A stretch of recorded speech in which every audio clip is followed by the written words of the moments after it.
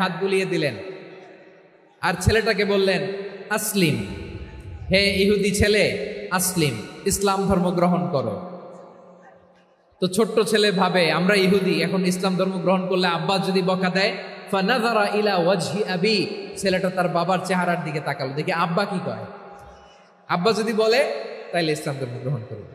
ইহুদি ছেলেটা তার বাবার দিকে যখন তাকালো, ওর বাবা বলে আতি আবুল কাসিম, আবুল কাসিম যা বলে তাই করো।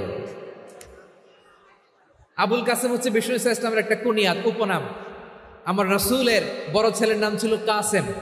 যেমন দেখবেন আমাদের এলাকায় কারো ছেলের বড় ছেলের নাম যদি হয় আব্দুল্লাহ, এরা আব্দুল্লাহর বাপ বলে ডাকে। কারো বড় মেয়ের নাম যদি হয় ফাতেমা, এরা কি ডাকে? ফাতেমার বাপ বলে না?